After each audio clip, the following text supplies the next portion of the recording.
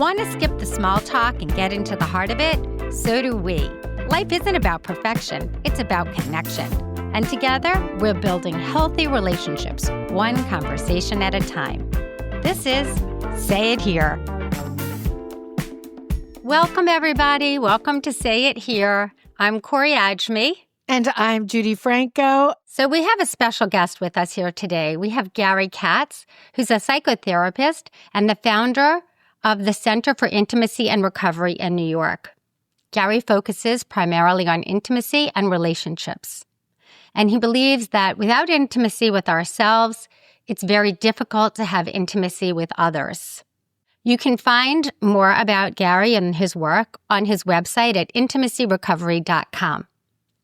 Judi, should we jump into it or should we tell Gary about Fish LB? I would like to talk about Fish LB just because if Gary's a therapist, then he has got to be the biggest proponent of Fish LB in the entire world. So let me tell you what Fish LB is. Corie and I are both from Arabic backgrounds. In Arabic, Fish LB means to unleash your heart. Fish is let go. LB is heart. So we've always been proponents of let it all out. And we know that there's so many issues in our lives that could really be helped if we just acknowledge it and say it. So we give this little 30 seconds to each other to say like, what's on your mind, get it out. And if you want to, you can participate too. It gets us to know you a little bit. Or else you could be like, girls, I am not doing this. Shut up. Let's move on. I'm more than happy to. I got it. Okay. Corie, Fish LB yourself. Or I can Fish LB. Either way. Okay. It seems like you're dying to get it out. I am you should dying. go first. Yeah. Okay. And this is not going to be a problem that is solved here. You've heard me say this a million times, but I had a very busy week. I do my radio show till 2, and then we have had podcast recordings for the last couple days. Mm-hmm. And so we get a text this morning. Do you guys want to go out for dinner? Really good friends whom we adore. We haven't seen them in a long time. Mark, my husband, always wants to go. And I'm always like, oh, I just want to chill. And he goes, you know, Judi, you complain that sometimes you're bummed out and sometimes you get depressed about stuff. You need to be with people. So I'm like, you're right. Plus, I want to give it to him. So after this, I have to go out for dinner. And I really don't want to. But you got to be social, right? No matter how busy you are, you got to be social. Tell me that. Do you want Gary to answer your Fish? Oh. No. Actually, you could, Gary.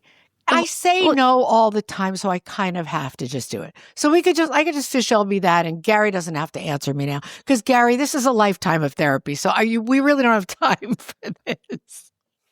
Okay, you Fish LB. Okay, Gary, you want to go? I'll go after you, Corie. Okay, so mine is just, I have been so overworked and no time to get anything done. I've got so many emails to look at. I'm just behind. That's all. So feeling a little like overwhelmed and stressed. I like yours better than mine. There's no competition. No, but I mean, isn't it true you would pick everybody else's problems over your own if you put them in a bucket? Yeah. I will take yours right now. Your turn, Gary. Okay. Can I just riff? Please. Do it. Okay. It's all about the riff. I don't know and help me if I use it as the right adjective or noun or verb form, but I would Fish LB first about doctor's offices that don't run well.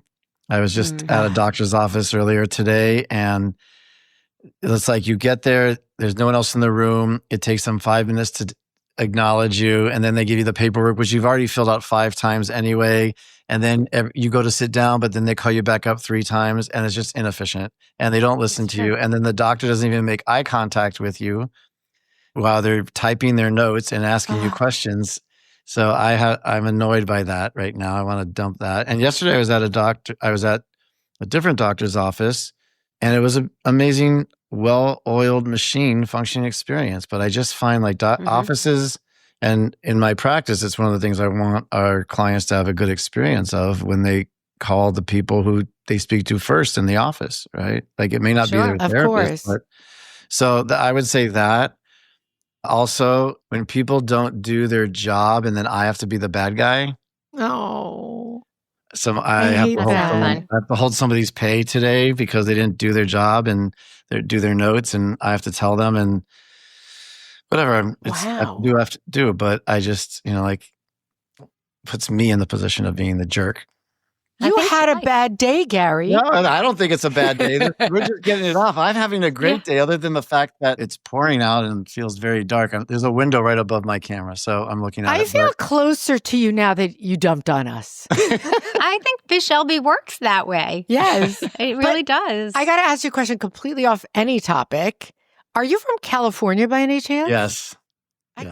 Corie, do you know why I guessed that? And I did not find this on Google. Because you're from California. He talks, so I'm from California, I'm from the Bay Area, and he talks exactly like I used to talk before they kidnapped me, brought me here, and made me speak like a Northeasterner. Yeah. And it's just so comforting. So my name is Gary, not Gary, right? Like, I know, and I would have but students who would tease me. I taught for 20 years in Jewish education before I did this, and the kids would tease me about the way I would speak if they felt they could get away with it, but I'm used to it. Yeah, so I'm from California. So I had 4 married sisters until they beat it out of me, and now I know they're married. So, okay. Anyway. But I grew up in San Diego and Monterey, not far from where you grew up, I guess, if you were in the Bay Area. Cool. Well, yes, that's awesome. Oh my gosh. See, look how connected we are. It's unbelievable. So, Corie, you go first. It's not New Orleans. Gary, it's not New it's Orleans. not New Orleans. But Gary, you started to say a little bit about what you did before this work. So why don't you tell us a little bit about yourself and the journey that brought you to, I know you hate that word, Judi, journey, but your journey that brought you to this work. It's so underused in today's Exactly. Yeah. Sure. This is a second career for me as a psychotherapist. I worked for 20-something years in Jewish education and as a rabbi.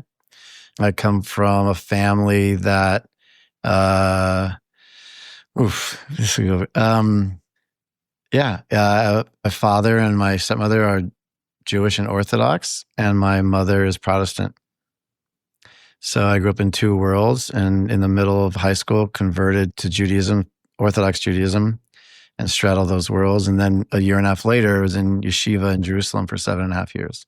Wow. So that might affect a young man, Yeah. all that stuff, and confuse the person and feel, and so for me, religion was like the first way of seeking to try to feel okay. Well, maybe not. The first way was candy as a little kid, probably sweets.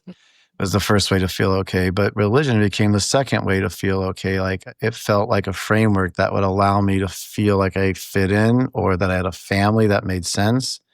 And getting married at 19 and was really to seek having a family. It wasn't following all the rules they told me, but it was more than willing to have a relationship with a woman. I felt like I wanted to have a family because I felt disconnected from my own.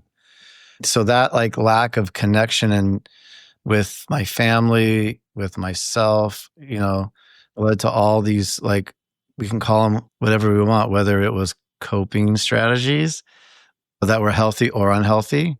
But that's whether they were, some were healthy, some were unhealthy, but they were all seeking the same thing. I just wanted to feel better. And so the tagline, Corie, that you read about my practice, like intimacy starts with intimacy with yourself, is basically built off my own life experience.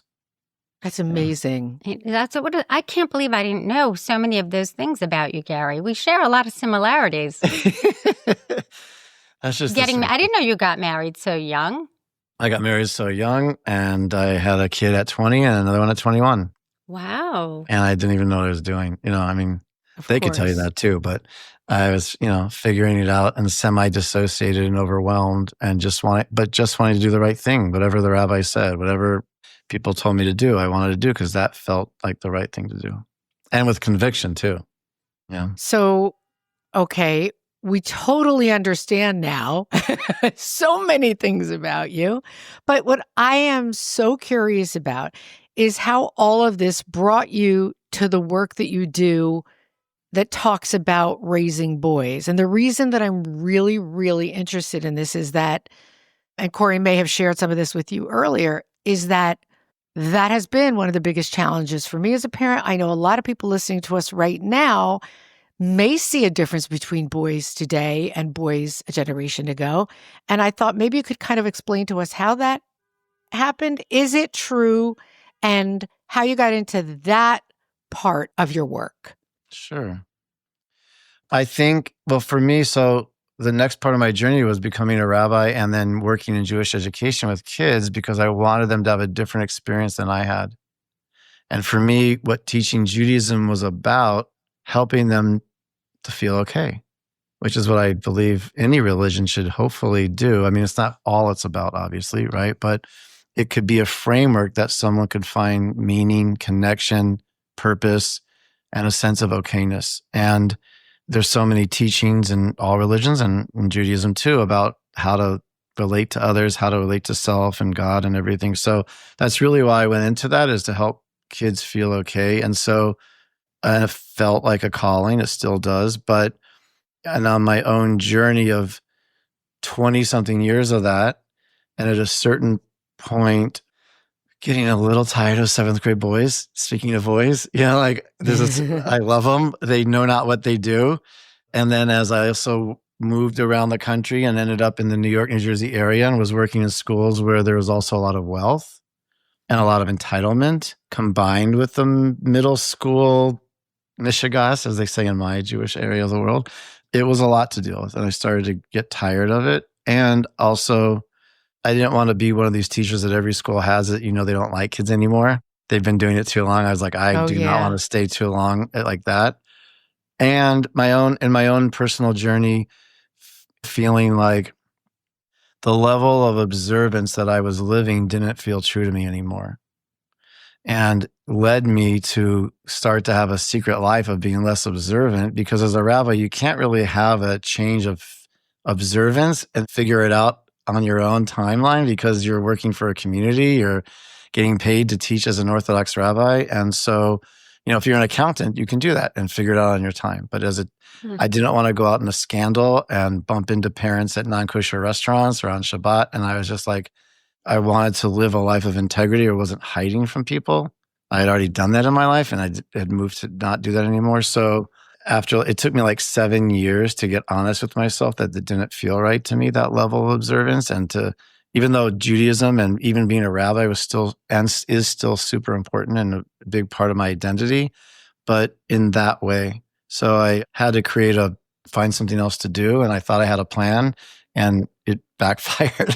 Like sometimes life happens. And it led me to about 3 years later going to social work school. And that felt like a calling to me, the same as when I became a rabbi, like helping people to know themselves better, which is what I think ideally Judaism can do, and what I think therapy can do too. So to me, they're really two different paths to the same thing of like helping people to know them, to have intimacy with themselves and others. Wow. We talk about sometimes on this show about how other people's expectations of us can really be excruciating if you're not wanting to live by those values or expectations. And so I really relate to the idea of you taking your time and it being such a difficult path to be able to follow what you needed to do for yourself.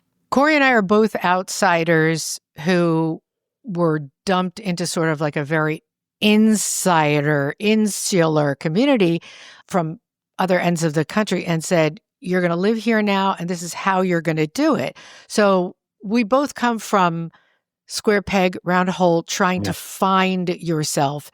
And so we really understand that. Yeah, that's hard, right? Like, and there's an envy. I feel like a square peg in almost every round hole. Going back to the California thing, I lived in New York for 15 years. People are like, where are you from? You're not from here. You're so slow and mellow, California. I moved back to California in 2012 for a year and was like, oh, Mr. New York. Like, I was like, can't win. Exactly. It's like, you can't win. And so it's inside. True. Yeah. But I realized I didn't answer your question, Judi. Well, I was asking, I'm really interested in the work that you talk about with boys, because as Corie and I discussed, she and I have so many of the same, we brought our kids up in a very similar way. But then we have these ideas that I feel like are so different. And I want you to straighten me out. Okay. I have a thing, and I'm going to be very, very specific with you. I have a feeling that boys today are weaker than boys in the last generation. And I worry about that, not just for my own boys. They're not even boys anymore. They're men. Well, first Okay. of all, if you raise your kids like Corie, that means you're a good mom, because there's one thing Oh, I do know about Corie. She's an excellent mother. I hear that all the time. Thank you, Gary. she's amazing. And her boys, and I was telling her yesterday, it's so funny because our boys are opposite boys. And yet we both have like so much respect for our boys. We love our boys. We're Jewish mothers. Of course, we love our boys. But what I worry about is, since I have 2 and 2, why are girls today, not just mine, but a lot of girls, more self-starters, less risk averse, better at life in a lot of ways? And I don't mean to say this, anything disparaging about my boys, because they're amazing and they're successful, but I just see boys need a lot more hand-holding. Why I is agree. that? I want to know, does it have anything to do with us trying to make them more vulnerable? I think that might have. I have 2 boys, just 36 and 34. I love them to death, and I also really wish I had had a girl too. So I just want to say that it's like I feel like it. I feel like Everybody it's a needs a part of my girl. life that never happened. I was always wanted a little girl to take and do different things, and I did a lot of those with my sons. But yeah, so it's different. And so I think in some ways, girls are. This is my word. You didn't use it. Softer. Also, I do think they're succeeding more than boys are in general. I think kids in general are softer. I think I'll just say we're around the same age, all of us. We've overcorrected from maybe what we didn't get, right? Yeah. Like, I didn't hear "I love you" from my dad, who I knew he loved me, but I never heard it until I was an adult, or I heard it from his friends, how proud he was of me, but I didn't hear, and he's course corrected now. Every conversation he says it, like whatever, but I didn't hear it growing up. I didn't know it. I didn't even feel it sometimes. I felt like and a friend of mine, when I used to run a Jewish summer camp, one of the guys who worked under me there said, "Gary, when we were kids, we were scared of losing our parents' love. Today, parents are scared of losing their kids' love." Oh, so And I accurate. think that sums up kind of the shift, Yep. right? With girls too, but with boys, it was different. And so I think it's a combination of all kids are softer today than they were. And I see it when I hire 20 somethings now in my practice, or, like when I used to run youth programs and I would have middle school, high school kids work for me, I viewed my roles not just to help the kids who were in the youth programs in the synagogue, but was to teach the staff how to have a job. No, your mom is not going to call me when your pay was wrong, or to tell me you're going away for Shabbat and can't come to work. You're going to do it, because that's what you're going to have to do in your own job in 10 years from now. So I wanted to train them to have jobs. And I worked with kids at that age, and I work with now 20 and 30-year-olds. And social media is full of memes about how they show up to work. Like, you need to take an emotional, I need to take the week off for my birthday. I'm like, your birthday? Go out to work after dinner. So I do think while we've learned to listen to their voices more and empower them, right? It's given them sometimes too much of a voice. So I think the combination of like we've course corrected, and a client of mine years ago said a counselor of his, when he was in inpatient treatment, said, "Stephen, what's the opposite of dysfunction? More dysfunction." Like, people course correct too far, and eventually coming to the middle is the healthy place. And so I think that with parenting, it can go from extreme to extreme, and somewhere in the middle for everyone is different, is the healthy place. So I think that, combined with technology, which doesn't allow any of us, adults or kids, to have a tolerance for ambiguity and not knowing, like, what time is the Uber going to get here? If it's not here in 3 minutes, I'll order another one, a different one. I'll have to go to a different app. Or if a girl doesn't text me back in dating right away, I can't handle it. What do I do? Right? Like, so that also makes us softer, or I think in a way too. But boys, so these two things happening, combined with the differences that have always been there between how we raise boys and girls, I think adds to it for boys more. Like, there was an article in the New York Times a few years ago by now. This mother of 3 boys was in Barnes and Noble. She wrote this essay, and she was looking at a table of books for girls. And her boys are running around, and she's like, "The books I buy for my sons are about trucks, super, like, beating the evil, like a hero versus the villain, or sports. The girls' books are all about, Judi and Corie had a sleepover, and in the middle they got into a fight, and they didn't talk from like 8 to 9, but then here's how they worked it out. Corie shared her feelings, and Judi said, I hear you." Like, it's about socialization. Or someone didn't get invited to sleepover, she felt bad, and then the literature and the focus is teaching socialization skills, which we don't teach boys. So can you talk, Gary, a little bit about, you've mentioned that the way we raise our children will affect what their relationships later might look like. So Yeah. can you take Yeah. this? So if all these girls are getting books from 3, 4-year-old, 5-year-old, 8-year-old, 10-year-old, tween books, right? And they're talking about human feelings and socialization issues, by the time they hit their 20s and they're having meaningful relationships, they've got a playbook that they absorbed.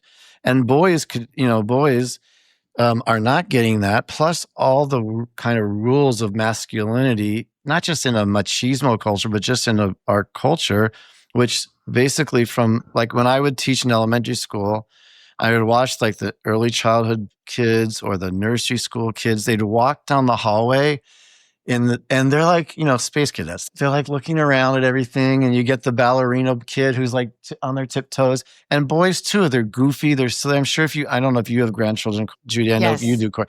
Right? Little boys are the sweet. They're not inhibited. But around third grade, it's like, hey, what's up? Something happens in a nonverbal way. The messaging that they stop this, and because they stop certain behaviors, like if a kindergarten boy is prancing on his toes down the hall, he's cute. If a third grade boy is prancing on his toes down the hall, he's effeminate. And you're sure that they're not just wired that way. You think it's from something we've learned or we've taught them. I think there's certain wirings that males have different and females have different. There's a book on how women's and men's brains do work different, 100%. But I think this piece where we teach boys that weakness is not okay. Don't cry in front of other people. I'm not saying we have to make them into like, I didn't get picked for the team, and like, let's process and send them into therapy. That's an exact, like, we can teach them how to have the feelings in a meaty, like, again, not here and not here, but in the middle. Right. But they're not able to show weakness. And so it's impossible to not show weakness if you feel it. So that creates a fragmentation inside where they disconnect from themselves. And any feeling of weakness gets like exiled. So it's like sadness, loneliness, hurt, softness, weakness gets exiled. And so they show toughness. So, but these boys grow up and these girls are growing up and they start to be like, ooh, my stomach feels tingly, right? I get butterflies, they smell good, right? And they start to hang out, but the boys are now at a disadvantage on the playing field of relationships when the girls want to talk about something that relates to feelings and the boys don't have the skills, so they're outmatched. And that creates a sense of feeling of inferiority, which depending on who they are and other things they've learned, they either like get big and they start to try to exert themselves in certain ways that sometimes goes well, but often doesn't, or gets tired after a certain while, or they shut down or something. But there's this mismatch. And I think that's where in adult relationships, often the way the boys are raised and the way the girls are raised doesn't work well. And so I don't think that every male has to be raised where every feeling has to be processed. That's not what I'm saying. But when this happens, they end up on this playing field where they feel insecure. And then they go to these places like, I mean, how many men, I don't know if either of you ever heard it be like, I can never do anything right. Like that's the male refrain in a relationship when they hear criticism. Yeah. They can't tolerate the criticism. Girls have worked out issues with their friends. And so their friends said, I don't like it when you did this. It hurt my feelings. Da, da, da. Boys don't have that processing. So when they hear it from a woman who might also sound like mommy and who knows whatever that sounded like, it activates so much shame for them. It's like they're fragile underneath their machismo. Like male fragility, I think is a real thing. So I do too, but Corie, you go first. You go. Well, I was just going to say that I do think male fragility is a thing. I think it's sad that they have to deny what really is a truth for them. But at the same time, I can see why. And I'm just playing devil's advocate here, but I don't want to be with a fragile man. Of course not. But what is a fragile man, right? Like if he's rough and gruff on the outside, but as soon as you tell him, hey, you know what, honey, when you said that, it really hurt my feelings. And he's like, oh, what are you talking? Like, is that a fragile man? Like he's becoming big, but it's because he can't tolerate the criticism. I think that men and women this is going to sound really controversial, but were created to complement each other. women have a wisdom that men don't have, and that's why they're at a disadvantage because they're built that way. And I say this to Corie all the time. We're not a patriarchy. We are actually the boss, just don't tell them. What's wrong with that? Well, there's nothing wrong with that if it works, but that's already taking into account what you said of that, how fragile the men are. They can't know they're not the boss. Like, why can't they? Right. I had a woman say that to me, Gary. This is like, I don't know, 30 years ago, maybe. She said, Gary, if you let me be in control, then you're really in control. I was like, okay, wait, what? You know, She's right. It was like a Jedi mind trick. You know? Well, you know that old saying from My Big Fat Greek Wedding, the man is the head, the husband is the head of the family, but the wife is the neck. Yeah. Without the neck, you ain't going anywhere. Yeah. You're saying as long as I acknowledge that there is a fragility. Yeah. Again, I think it goes back to the thing I said before about like balances in the middle, right? Yeah. Like, I don't want it, in Pia Melody in her book, Facing Codependency, talks about it too, is like we want to, kids who are not heard suffer in one way and they don't develop a certain esteem. But kids who are heard too much develop an overindulgence an overindulged sense of self. So to have like somewhere in the middle, appropriate hearing them and also not is like I remember being on the corner in New York City and this dad was holding his like 3-year-old and saying, should we go to the grocery store first or CVS first? I'm like, who the hell cares? The kid doesn't know the difference. Like, you're going to give a 3-year-old that much power? And they do, though. That's what's getting understand. scary. Well, so I think when a kid has that, sometimes when a child has too much power, it's scary for them. They don't know how to handle it. So true. I think things are shifting back, though. I think people are becoming aware that parents had gone too far. Can you go ahead? I was just going to say that, like, in my soapbox, like you sit at any park and you listen to parents, if the parents are there, not the nannies, but you listen to the parents talk to their kids. It's like the kid could fall down the slide backwards, hit their head 3 times, be like, good job, honey. You hear good job, honey at a park more than any other phrase. Right?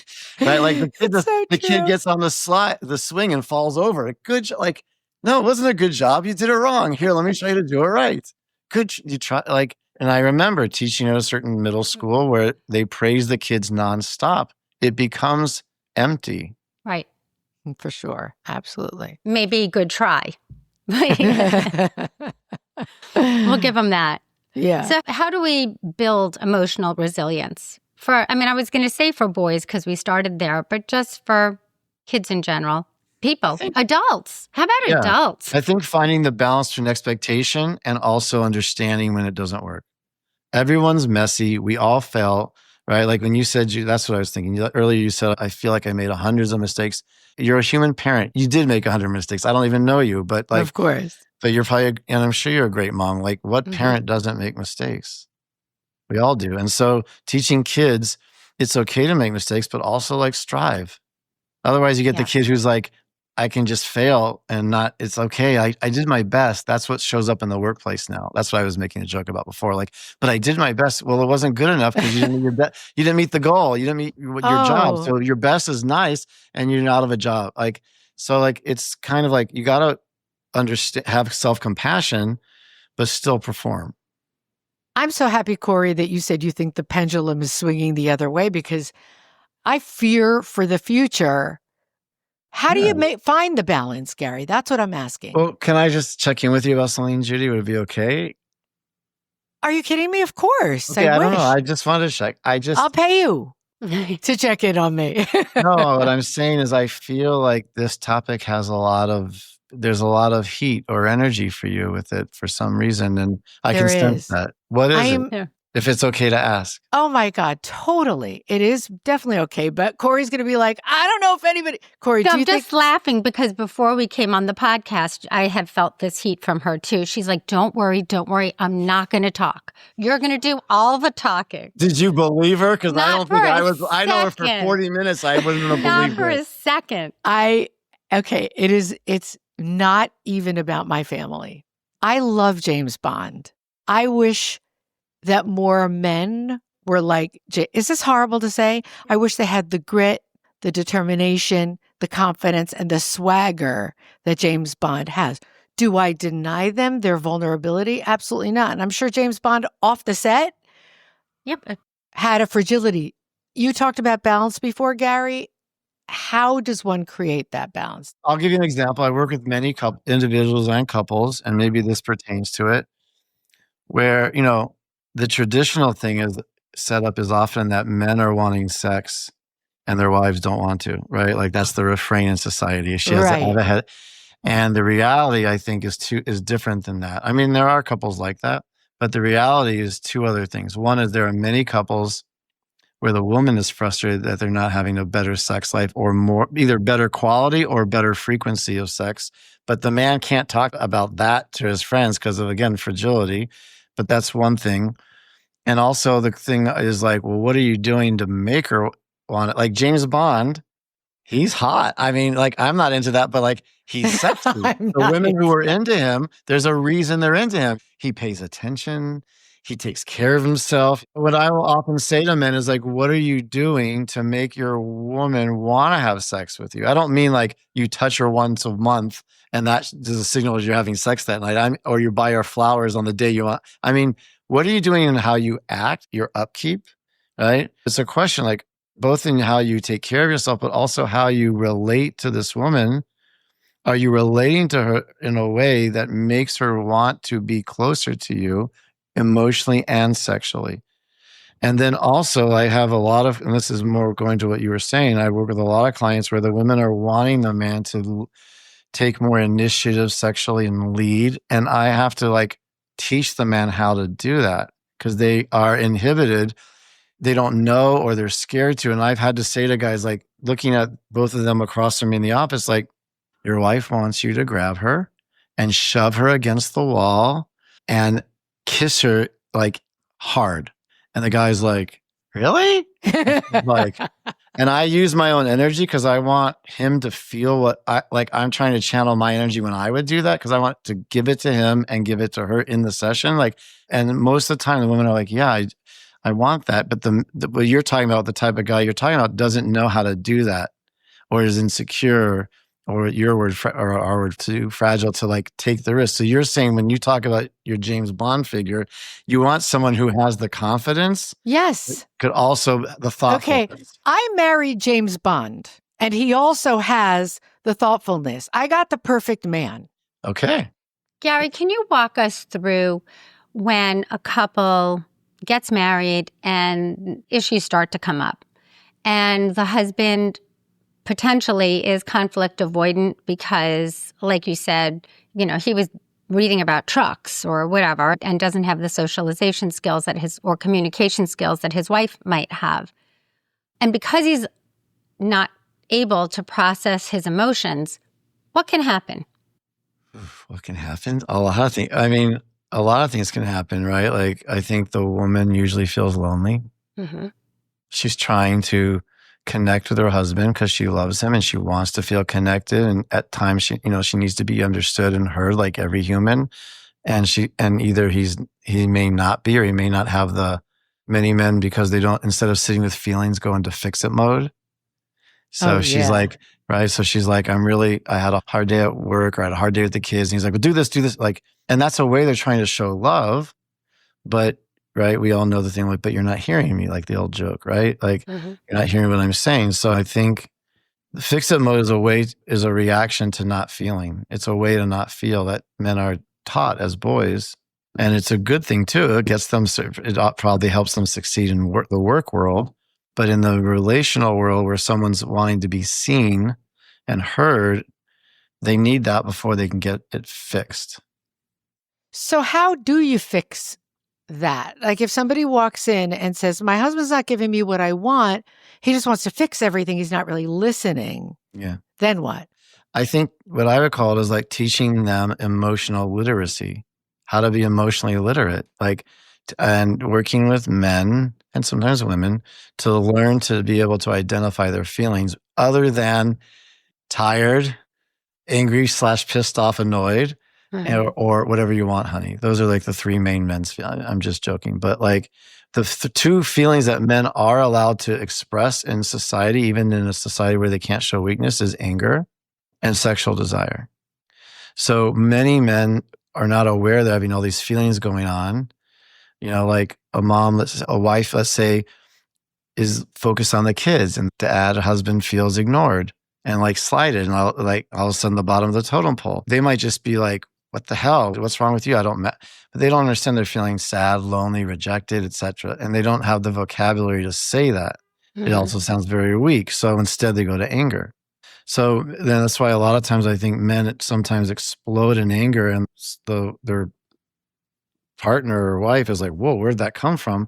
Because it's many stuffings of their feelings that build up and come outside at that moment. So like, these are the examples I always use. Should we have Italian or Indian for dinner tonight? And okay, fine, we'll go where you want, honey. Stuffs his feelings, right?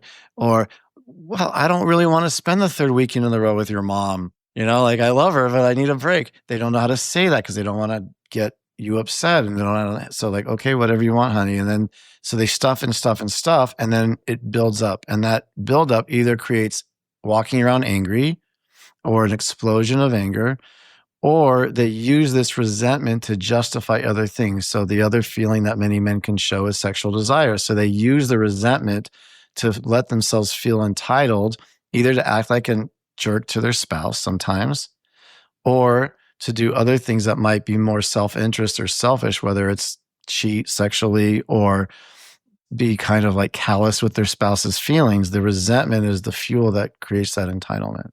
So are you able to, like, when you meet with a man and a woman or a couple who's having intimacy issues, can you say, well, this may have happened because of that? Can you diagnose somebody with the problem, the intimacy problem they have, and say it could lead back to this? It could be because of this? Yeah, sometimes. I mean, if I'm sitting with a couple and the wife is sharing her feelings and the man is fixing it, it's not hard to see. If he gets defensive right away. There are some therapists who will only work with people as a couple because you only see someone's activation by the person who's close to them. Everyone can come into therapy and sound good. I mean, therapists learn to listen between the lines, but so I can sit with someone and they sound really great. And even if they share how they didn't do this right, they didn't do this right, but then they bring their spouse in who says their feelings, and you see this different person because of the way they react. That happens all the time. So that's right there information for me to be like, oh, why are they having this defensive or outsized or jerky reaction when their wife just said, I felt really sad the other day when you forgot our anniversary. I'm just picking something, right? Yeah. And he's like, what do you mean I forgot it? I remembered it last year. I got you this big ring. Or like, well, why isn't he just being like, damn, you're right, I did. I'm so sorry. Right? Like, or I was really stressed with work and I fell short this year. And it has to be this. So like, whoa, why is he reacting in that way versus just being like, yeah, I screwed up? Judi, I think with, like, just for example, the James Bond example, where in the real world is there a place for a man to feel rejection? James Bond doesn't get rejected. He doesn't have to deal with real emotions. But if a man is modeling himself after this made-up character, James Bond, and thinks he has to live that way, what happens when he doesn't get a job, when his wife turns her back and he feels rejected or left out when the new babies come along? I just think it puts men in a very difficult situation. And I think they're not prepared. And I don't think you can't have the James Bond without the vulnerability too. Yeah. I mean, our tagline is skip perfection, choose connection. Right. So if you're like to be, I'm going to borrow that. I'll quote you, but I'm going to use Great. it. I love that. Steal that, Gary. No, I I'm like not it. stealing it. I'll quote you and give you credit. Yeah, I'll let him use publicize it. you because I love it. So, I think when people aim for perfection, they're not real. They're not 100%. authentic. And Wait, it does I don't want you to get the stop idea. connection. All I'm saying about the James Bond thing is there's such a thing as manly and womanly, and I don't like that those are dirty words. Yeah, I hear you. I think what Corey's picking up on or saying is like, it's kind of what you're saying about James Bond is kind of, I think, what people mythologize about like the American cowboy, right? Yeah. I mean, Like could be. like the Marlboro Man. It's a certain toughness, ruggedness, not soft. But the other thing about that is like in James Bond too, right? Like he doesn't have close relationships, the character. Right. I think, again, like it's not all or nothing. And I think that's what Corie was saying comforting. Too. That's comforting. Yeah. Like, I don't want to marry a brute, and I don't want to marry a doormat. Is it all or, I mean, can you make the balance? And that's the question. Now, I don't think anybody is all or nothing. Right? So in the last generation, we saw they didn't know how to balance it. Maybe this one they will. I just read recently or heard, I don't remember where I got this information, that kids today want TV shows and books that show relationships more than sex. Like there used to be a time where they wanted the sex scenes, and that's what sold. Now they want to see. And I do think men are shown in a different way today. That you see more of the relationship on. And you see some of it spoofed. I mean, Judi, if I can find them, I'll email it to you. But there are shows that spoof the overcorrection. Yeah, right? for sure. There's an episode of Larry David who he's first dating after getting divorced. It was right out when all the Me Too stuff started, and he's like, he takes his phone out and puts it on the table while he's on a date at this new woman's apartment. He's like, looks into the camera and says, "May I have permission to put my," and he does it every step of the way. Or there was a show. You get why I'm frustrated. Yeah, and there was a show called Betty's on HBO. It was based on a true story about this young group of women in New York City who were skateboarders, and very cool. And one of the storylines is how one 20-year-old woman is so turned off by this guy who's too nice, too attentive. So like that's the same course correction I think that you're talking about. I think that everybody's messy, like your tagline, right? Everyone's imperfect, and there's no monolithic thing of how we all are. I think I'm not just one way, and neither is society. And I think, but you're right. Like there is an indulgence, and hopefully that people will find like a balance that works for them and their relationship, where they can find this line and walk it more or less between vulnerability and assertiveness. And you need both. And also, what you're doing is what we need, because you're teaching realistic ways to make each other happy. You're not asking people to be something that they're not. Like Corie, you said to me, men are acting like they're not fragile when they really are. So if you're teaching people to be authentic, that's what we all have to be. Absolutely. I get that. I think, again, and I think there has to, right, like if someone was always wounded and always aggrieved, I mean, that's brought, across society today, then people are always in this victim role, and no relationship is going to work when both people are always aggrieved or always in a victim state. You have to have the strength internally to be like, to shake it off and be like, all right, she just told me I'm a dummy. Maybe I was, and, I can handle it. Well, thank you, Gary, for being with us. And we said our truth, and we said it here. So until next time, skip perfection and choose connection. Thanks so much for listening. If you liked what you heard, please follow the show on Apple Podcasts, Spotify, YouTube, or wherever you get your podcasts. And if you feel so inclined, leave us a rating and a 5-star review. It really helps other people find the show. If you want to connect with us more, find us at Say It Here Podcast on Instagram and Facebook. Say It Here is sponsored by Safe Parenting. The show is hosted and executive produced by us, Judi Franco and Corie Adjmi. Production and editing support is done by the team at Resonate Recordings. We'll see you in the next episode.